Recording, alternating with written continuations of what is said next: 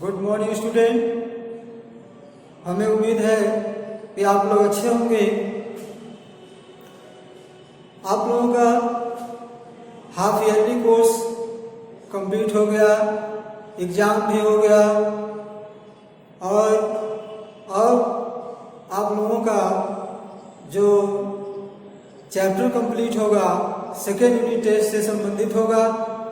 Second unit test में जो भी चैप्टर आप लोगों को आने वाले हैं मैं आप लोगों को कराते जाऊंगा। आज मैं आप लोगों को हिंदी कस्तूरी में पाठ 7 का अध्ययन करने जा रहा हूं, जिसको आप लोग ध्यान से देखेंगे और सुनेंगे एवं समझने की कोशिश करेंगे।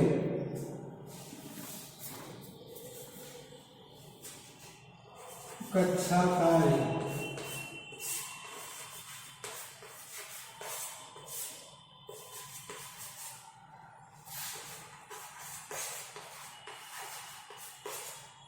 हिंदी कस्तूरी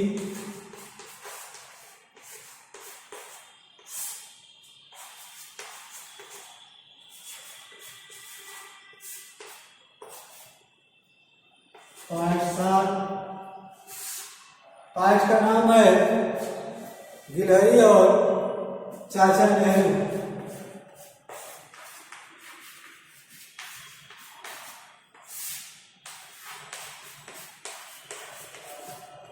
गिलहरी और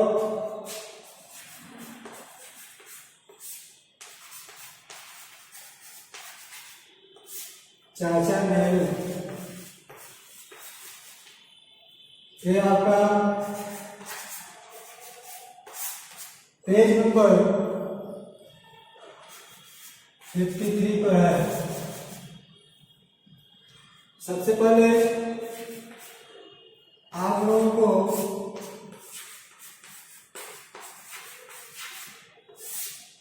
मैं पाठ परिचय करा दूं।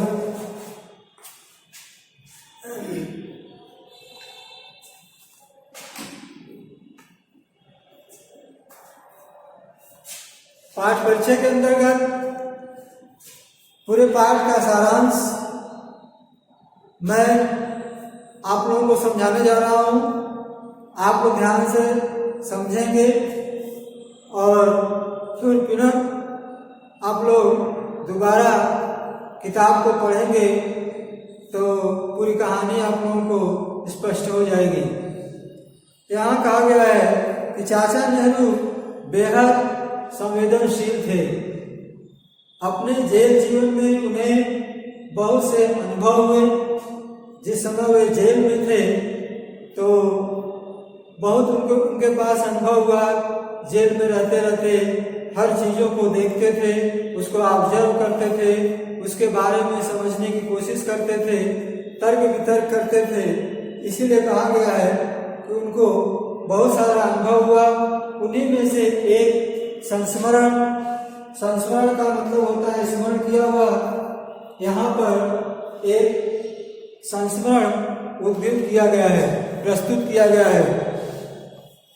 कहा गया है कि जिस समय चाचा नेहरू जेल में थे तो उनके पास आसपास जितनी भी चीजें थी उन सारी चीजों को देखते थे, समझते थे और उससे अनुभव करते थे। और वहाँ भी वे कष्ट में भी, दुख में भी सुख का अनुभव करते थे। उसी में उनका समय भी कट जाता था। यहाँ कहा गया है कि 13 मई सन 1934 की बात है। नेहरू जी अपने कमरे में घूम रहे थे।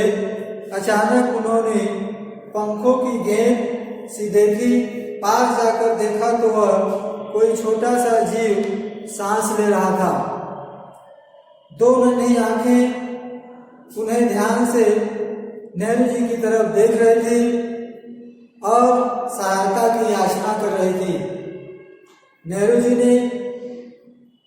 नेहरू जी से आंखें मिलते ही उस छोटे से गिलहरी के बच्चे ने अपनी भावाकृति बदली और आंखें घुमाई। कहने का मतलब यह है, वह छोटा बच्चा नेहरू जी को देखता है तो उसके अंदर जो भी भाव आए वह अपने आप को उधर से अपनी नजरें घुमा ली। गिलहरी का बच्चा थोड़ा हिला डुला, क्षण भर में नेहरू जी भाग गए कि उसे सहायता की जरूरत है। अपनी माँ से बिछुड़ गया प्रतीत होता है। उसकी माँ भी अपने बच्चे को पागलों की तरह इधर उधर खोज रही होगी। अब नेहरू जी उस गिलहरी के बच्चे को देखते हैं, तर्क वितर्क करने लगते हैं कि लगता है कि अपनी माँ से बिछड़ गया है, इसकी वजह से यह आज परेशान है। फिर नेहरू जी अपने हाथों से उसे उठाते हैं, एक छोटी सी टोकरी में ले जा करके उस बच्चे को रखते हैं। फिर उसे पानी पिलाने की कोशिश करते हैं और पानी पिलाने के लिए पत्ते को लेते हैं, पत्ते के माध्यम से पानी को पिलाते हैं और उससे असुविधा होती है तो नेहरू जी किसी तरह से दूध की व्यवस्था कराते हैं और दूध की व्यवस्था कराने के बाद पहले आप लोग जानते हैं या देखे भी होंगे कि फाउंटेन पेन चलती थी, उस पेन में स्याही को भरा जाता था और तब उससे लिखा जाता था। तो उस समय उस जमाने में नेहरू जी के पास उसी तरह की पेन थी और उस पेन की स्याही को बाहर निकालने के बाद उसमें दूध को भरते हैं और दूध के माध्यम से, उसी पेन के माध्यम से उस बच्चे को दूध पिलाते हैं। फिर इसके बाद नेहरू जी सोच में पड़ जाते हैं कि इसकी माँ कहाँ पे होगी। इसकी माँ भी अपने बच्चे को खोज रही होगी। फिर अचानक सामने एक पेड़ पर उन्होंने देखा कि एक गिलहरी दौड़ करके इधर उधर छटपटा रही थी, अपने बच्चे को खोज रही थी। उन्हें महसूस हो गया कि लगता है कि यही उसकी माँ होगी। गिलहरी एक घोंसले के पास पहुंचती है।